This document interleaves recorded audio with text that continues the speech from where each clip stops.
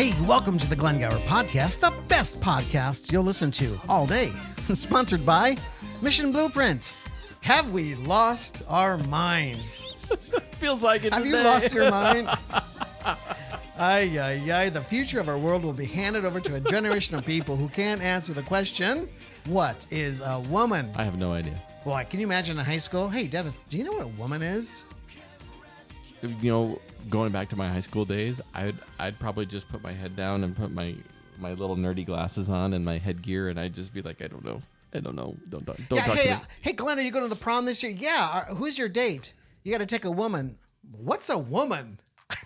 Are we serious? Yeah. Okay, so we have to define this before we can ask. So I've been watching YouTube clips. You know, I'm really a little behind in some of the social media stuff, and I don't do Facebook. And maybe 4 times a year I'll scroll and listen to some of the stories. And now there's these storylines, and these are 60-second clips or 30-second clips. And Reels. They're called Reels okay, now. see, this is how far behind I am. And anyway, I saw this guy with a beard named Matt Walsh. Never seen him before. Kind of looks like you. Yeah, I'm a little better looking, to be honest. Sorry about that, Matt, but it is true. Anyway, he was asking these questions to these different, and I would say colorful people.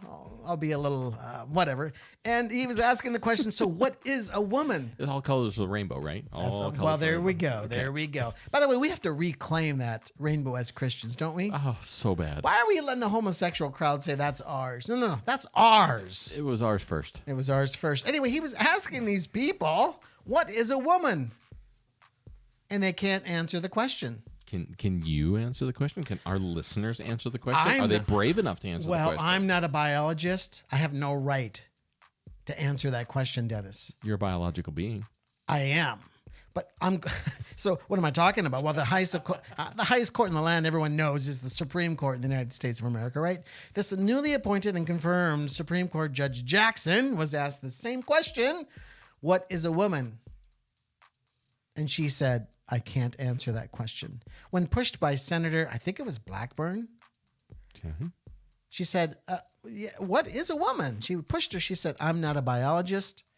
I can't answer the question. And I thought, oh, no, I'm not a biologist. Dennis, I can't answer the question, what is a woman then? Correct? Well, what's a biologist? I guess I don't know anything. What is a biologist? This is a movie. You can actually watch this movie. I think it's through the Daily Wire. I've heard of the Daily Wire. Yeah, you have to subscribe to that, right? We just did, so we could watch this movie. I watched it an hour, it's about 90 minutes, hour and a half long. And he asks several people what a woman is, and they can't answer the question. So how did we slip from objectivism to subjectivism so quickly in our culture is really my question. What is going on in the culture? What is called quickly? I mean, how do you define quickly? Quickly? Yeah, how do you define it quickly? Like, what do you mean quick? I don't know. When did it start to slip and slide? Yeah, I don't know. When did you first notice it? This particular subject? Yeah. I didn't just recently. I didn't know we couldn't define a woman. Right. Same for me. I work in the healthcare field, and only within the last 2 years do I now have a box in my electronic health record of what is the patient at birth sexual orientation. Biologically, what were they at birth? Because I can classify in the software male or female. That's subjective. But objectively, I have to, from a medical standpoint, put in what they were at birth. I think that's changing now, though.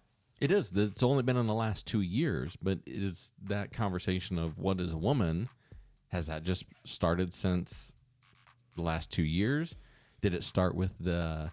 Yeah. Oh, what is that? The cats. The Flurries. No, the My Body, My Choice. Oh. Did it start there? And if that's the question of, well, it is my body, well, what is my body? Am I a woman? Do I associate as a woman? Because how far does that conversation go then if you can't identify as a woman? Or if you do identify as a woman? Because at the end of the day, isn't still all of our bodies, all of our choices? Whatever. Sorry, whole different topic for a different day. Right. So when did this madness begin? Yes. When did it begin? That's a great question. Now, you could say technically in the garden. Confusion. Right. Confusion in the garden. But I'm thinking, I just want to stay in the modern era. Yeah. I know we had transgenderism over 2,000 years ago. Oh, and the Greeks and yeah. It's nothing new. No, this isn't a new thing. Some said Socrates had a young boy that, Yep. I'm not going to talk about it. Right. But so in our culture, when did it start? I don't know. Because you played a clip with Christina Aguilera. Christina Aguilera, yeah. What a Woman Wants. She knew she was a woman, I think. Yeah, that started that's from 12 years ago. She knew what she was, and she knew what she wanted. Right, and who's the guy from Braveheart? Mel Gibson? Mel Gibson did the movie What Women Want. What Women Want. We haven't had a question about what a woman is or what they want, what they need. We've been trying to figure that out forever. So I think in the Obama era, things got cloudy in our culture. Initially, That was when a he was rough 8 years. Yeah, in 2007, he was running against John McCain. Yep. And when asked the question, what is a married couple? Is it male and male, male, female, female, female? He said, marriage is between a male A man and a woman. Right, a man and a woman. Well, he changed that a few years later, so he progressed, I guess. What else would you say? And so when he was running against Romney, he said, no, it could be homosexuals can get married and lesbian couples can get married. And then when he got reelected, the door to transgenderism opened. Yeah. And nobody saw that. Substantially. Nobody saw that coming. I didn't see that coming. I shouldn't say nobody, but did you see that coming? I did not. But we were also dealing with a whole new storyline of social injustice and Black Lives Matter, and then things that all lives matter. Like, when did it just become one color mattered? But that all become the forefront in the background of the conversations that we're having on general nighttime news and social media. And social media was still just coming out of its infancy back in 07, 8, 10, 12. It was pretty new yet in Yeah. 07, 08. Yeah. I mean, Facebook started, I think, 2002, 2003? Yeah, 2002, 2003, yeah. And then the iPhone came in 2007, I believe. And social media really took off. Yeah, I didn't get my first Apple phone until I had to give up my BlackBerry. I was a BlackBerry guy. Blackberries were hot. Oh, they were the you were a best. stud if you had a Blackberry. PDA, baby. Yeah. It wasn't a public display of affection. It was my daily planner, man. I was It all was about it. great. So when did this happen then? What do you think? I think like all things, there's always things that are running and rippling through the subcurrents behind the scenes, and we only see what we focus on or what we're looking for. But in recent years, it feels like we've turned the whole spotlight on that stage and created mass amounts of confusion and conversation about something at the end of the day. You want to have babies and make more of you? You got to have two parts. Two parts make a whole. Anything outside of that doesn't work. That doesn't mean in 100 years we won't figure out how to clone legally and biologically, but right now, you want to make more baby people? You have to have a woman as biologically defined and a man as biologically defined. That's it. Yeah. There's not making any more of you. Years ago, now St. John Paul II, the Pope from 1978 until 2005, he wrote a document called Familiaris Consortio. In it, he says it's male and female who have the right to marriage, and that every human person has a right to be brought up in a relationship with a mom and a dad. And I'm reading this thinking, well, yeah, of course. I mean, when did this become a question? duh. Right? Who would have thought years later we'd be struggling with this question? And here we are, struggling with, can a man and a man get married? No, the Supreme Court in the United States says yes. But you think about something had to have happened somewhere in his tenure for that to be brought to his level of attention and necessary to publish a statement defining that. That's even the crazier thing, because that's 50 years ago. So what happened 30, 40, 50 years ago that the Pope said, wow, we're getting confused out here. I better clarify that everyone has the right to have a mother and a father. I don't know. I mean, we had the free love movement, certainly, and maybe there was confusion there. But for John Paul to have to say the obvious makes you wonder. We live in small town South Dakota, and I love where I live, and I'm not influenced by L.A. and New York only through my television. Right. So, but I talk to normal people, work with normal people. Right here, as normal as we get. Well, I think they're normal, but again, that may be a subjective view.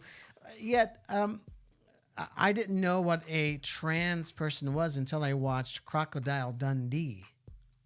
Mm-hmm. Right? Yep.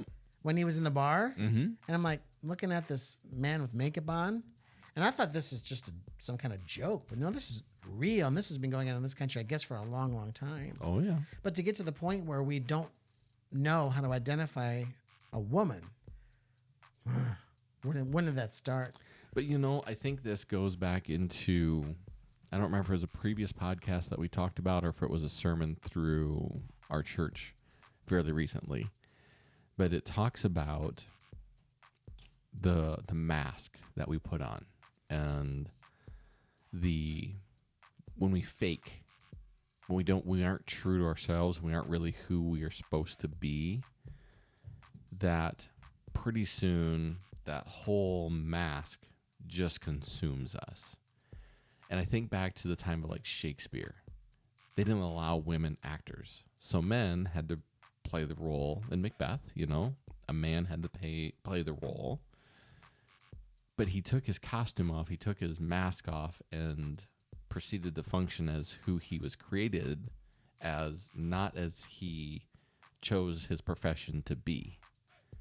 And I feel like our society now, we don't acknowledge that we were created special. And maybe that's really the breakdown, is we don't acknowledge that we were created in God's image and we were created perfectly. So I have to take on my furry personality, or I have to take on my transgender personality because I don't know what else to be, because I don't know where I come from. Yeah, we have a gentleman that lives in this area, and he is progressing in his trans state. First it was the hair, and then it was the earrings, and then all of a sudden the skirt came, and then he started talking differently. Is this within your church or within just the community here? The community here. Okay. And I thought, he is playing the part, and I want to pull him aside and say, dude, what happened to you? But in today's culture, you can't, because of tolerance. I was going to bring that up earlier. We have to tolerate everything. So, I think a lot of people are playing the part. Where are the tolerant police? Am I going to get sent to the principal's room? We could get censored. We could. But they're not. See, YouTube's not tolerant. No. Neither is Facebook. Yeah, right. They don't tolerate what we're saying. Right. Yeah. It's not the narrative. So but we're letting someone else, and again, no different than Christ guides and dictates us, or God's 10 commandments guide us. We're just letting something bigger than us guide and dictate your own logic and your own reason. So why don't you wake up and do your own logicking on this? What do you have to tolerate? Do I have to tolerate my kids screaming at the kitchen table? Sure can. Is that acceptable? Hell no. Well, some of the beginnings of this could be a gentleman by the name of Alfred Kinsey. He was the author of the Kinsey Reports, founded the Kinsey Institute for Research in Sex, Gender, and Reproduction. What would be the purpose, Dennis? First question, of an institute for research in sex, gender, and reproduction. I mean, just like sex education, how much education do we really need in sex education? I mean, unless you're looking for that perfect mix, because I'll be honest, we raise cattle and we get what's called a sire book every spring. And the sire book is all of the top bulls, studs, that we can breed our cattle to. Better genetics, height, weight, milk production, overall marbling within the meat, higher quality carcasses going to the marketplace, because it feeds the country, it feeds the world. And I want to make sure that if I'm going to spend money on it, we can do this. And it's less expensive to buy a few straws of semen than it is to buy a whole bull. So it makes sense. I can selectively choose genetics, but somebody has to do the research to help pick out what genetics are best based on the data points. I mean, is that what we're researching? Are we trying to figure out how to create the perfect human? So why do we need an institute for research in sex, gender, and reproduction? I'm guessing to make sure you think about it the right way. Somebody's way. Right. Well, no, the right way. Okay, there it is. The right way. See, God, I'm trying to tell you, you got to think the right way. Because this institute, if you will, is sort of countering or challenging the Catholic Church or Christianity, male and female, right? Of course. It's challenging it. So you need an institute if you want to challenge the Christians, because the Christians are bad and they're against what we're up to. We shouldn't have to be subject to a God and be obedient to a God. Go ahead. But at the root of it, if you're going to take your wife out for supper tonight and you say, I'm going to take you out for supper, what is she going to say? You bet. Okay, she's going to go. My wife, first question she'd ask is, where are we going? And if I didn't tell her that we were going someplace, she would say no, because she wants clarity, because clarity makes the decision easy. Confused minds will always say no to something. If you're confused about, is it male or is it female? We just shut down. We don't want to engage in the conversation. If it's, well, do you want the 6-cylinder or the 4-cylinder engine? Like, which one do you want? Well, I don't know. I don't know anything about engines. Just tell me which one gets better gas mileage. We're always going to default to a question that's easier that we want to answer. But if we can create confusion, we're going to say no. We're going to say no to the church. And we're going to say no to anything else. But in saying no, because the church is intolerant, we're not loving enough, we're not caring enough, whatever. Now the devil's won. God has created the division. The devil's created that division and pulled you away from your community, away from your fellow believers. He's pulled you away, and that's the win, to make you feel alone, right? Exactly. And aloneness is the worst thing for the human person. You know, I really like Jordan Peterson, and he fields a lot of feminist questions, and they seem to corner him. You know, when this one 35-year-old said, you know, I've had a great career. I'm at the top of my game. And she said, I don't feel a need to get married and have children. And he says, when you get to be 45, it gets pretty damn lonely. And there's no response to that. It's so interesting. I want to go a little deeper with this Alfred Kinsey. Okay. This gets, I almost don't want to, but I think I need to. Alfred Kinsey suggests children are sexual from birth, which I'm not sure what he means by that, but I do. I suspect he means children are sexual from birth, and true happiness. Now, true happiness is found in sexual experimentation. So we're sexual beings, right? Beings. Mm-hmm. He used data. Where did he get the data from? He used data from convicted felons. This is the source of his information. And he documented orgasms from children, right? So as someone in the field of medicine, you're in the field of medicine, why is this institute so important? What is he getting at here? All I can say is it's a perversion of the human being or the human existence. And it's a way to rationalize or justify a question that he has that I don't think society has. But if he can create the question or the need, he wins. Because it's irrelevant to a full conversation of where's happiness found. Well, happiness is found in a life well lived. This just seems really distracting, confusing, maybe is a better word. Well, I'm a married man. You're a married man. I know a lot of married gentlemen.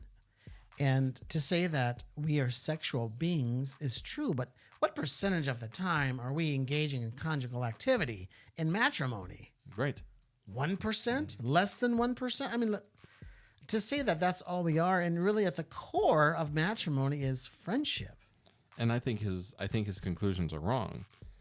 true happiness is not found in sexual experimentation. I think true happiness is found in intimacy. And intimacy is that ability to take all of your costume off, take all of your preconceived notions, the internal self-talk, the self-doubt, the self-perversions, and you can be authentic. And we find in marriage that our spouse is that one person that we can be truly intimate with. Now, you want to call that experimentation? That sounds like a perversion on words. Yeah. To me. Yeah. I don't know what our listeners think, but Yeah. I'm welcome to the discussion. I totally agree with you. I want to move on to another person that Matt Walsh brought up. So he did talk about Alfred Kinsey, and Matt Walsh also talked about this next gentleman, John Money. Money, money, money. Do you know who John Money is? I don't. Well, I don't know much. Sounds like made up. Yeah, watch the movie, ladies and gentlemen. John Money, he's a psychologist and professor, and he coined the phrases gender identity and gender roles. Now, he had a theory that a boy can be raised as a girl and vice versa.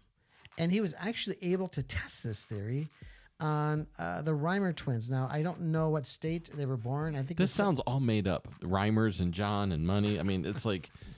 It's not. It's true story. 1965, this couple, the Reimers, had twin boys, and they had them circumcised, and the circumcision went bad. Something happened with the machine, whatever they're using. And John Money steps in and says, no problem. It's just we can do some surgery and raise him as a girl. And so they did. And they did sexual experimentation amongst the two brothers, one being a boy and one being a girl now after all the surgery was done, up until they were 10.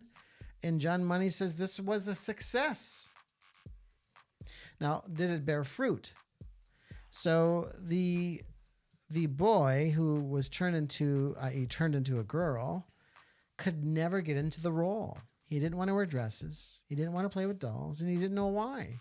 He couldn't identify with the women like he did with the other boys. And finally, at some point, he asked his mom what's wrong with him because he doesn't want to do any of these things. And she says, well, you were born a boy, but we raised you as a girl. Imagine getting that information. So he wanted to transition back. He wanted to live out being a man. He wanted his parts back. Yes, he wanted his parts back. Well, his brother, through all of this, ends up ODing on pills. And then he himself, his name is Dave, ended up killing himself. And I want to know, John Money, I don't know if he's still alive or not, but did he ever come out and say it was not a success? Yeah, right? I doubt it. He did not. So let me just ask you an obvious question. I'm not sure why I'm asking, but I'm going to. Biologically speaking, can a boy be transformed into a girl simply by changing body parts, and why? No, because it's being a man is more than my body parts. Being a man is my physical strength. It's my mental fortitude. It's my how I walk, how I talk. It's all the things that are psychological, physiological, and biological. It isn't just parts. You can't put lipstick on a pig and call it pretty. It's still a pig. So, no, I don't think you can. Do you think you can? No.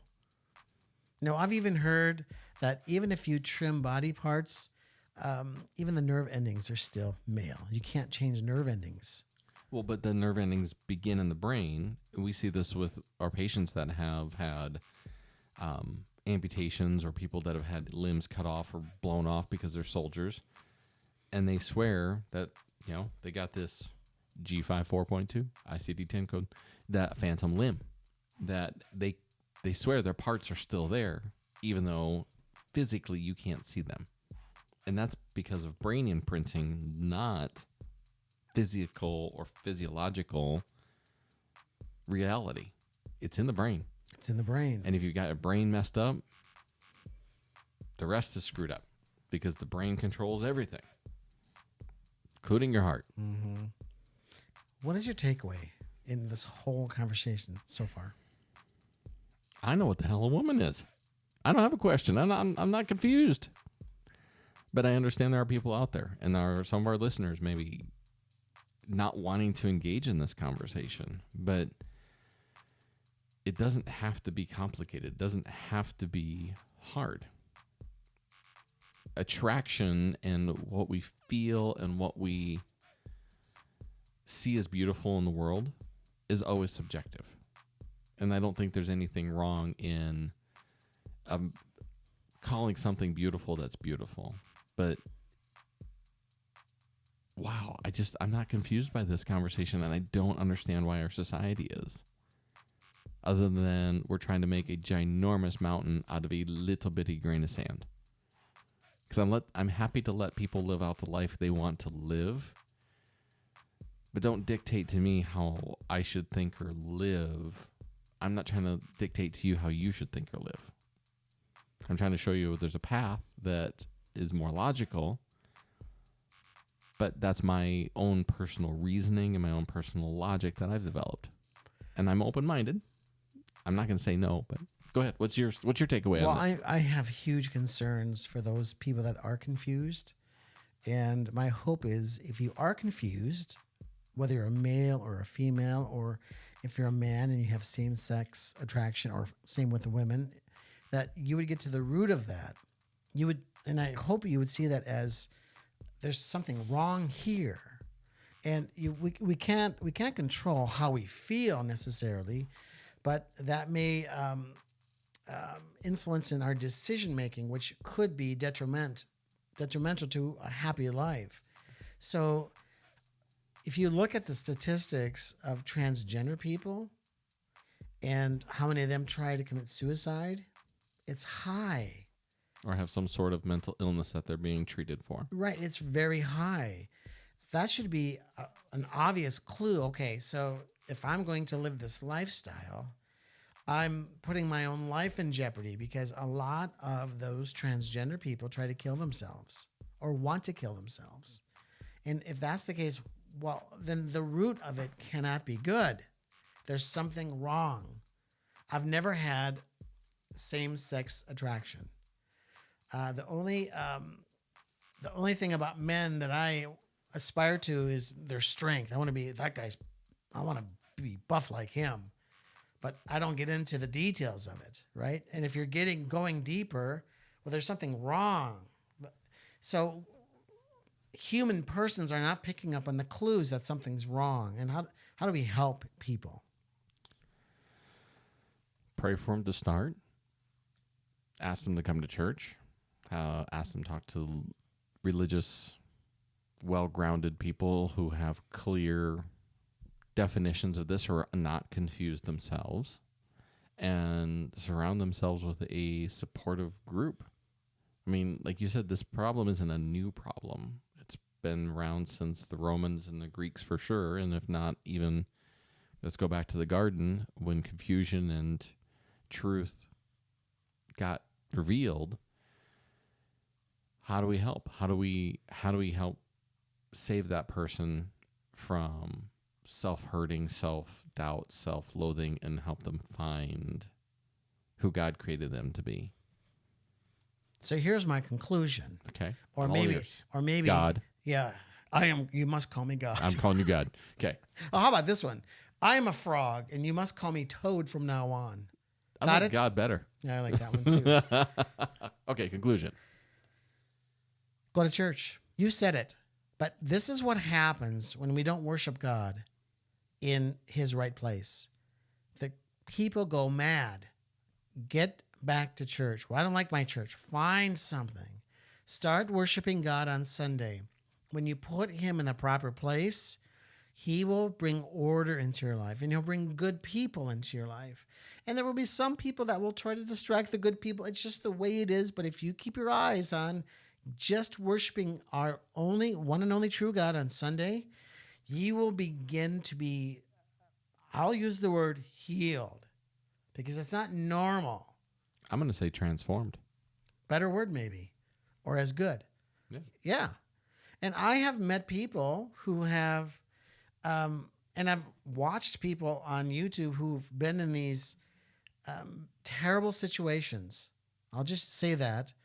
and they put God in his proper place, and they truly, with their own hearts, tried to seek him, that they came out of their situations. God delivers all, but you got to put it on him. You can't do it alone. Final word. You know what? This is a crazy life and a crazy world. And as you said when we started, it just feels like it's gotten crazier. Find your group of people that help you grow stronger in your faith, help you grow in clarity of mind and spirit, but yet keep you open to helping the guy next to you, or like this gentleman that's in your community here, to give you the words and the bravery to just say, hey, I'm really curious because I don't walk your shoes. How did this start for you? Where did this start? What was that moment that you knew you needed to change? Because I bet you there's something there. And so just take care of each other. That's my word. Take care of each other. The world's less confusing than we try to make it out to be. A big amen. Amen. Amen. Hey, thanks for listening, everybody. Well, thanks for playing. Yeah, playing. Yes. What are we playing? God. Oh, I forgot I was God. I think I'm going to identify as something else now. Because if I'm forgetting that I'm God, I've always wanted to be a ninja. Oh, look at that guy. May God strengthen the bars Bars of your gates. God bless you, everybody. God bless.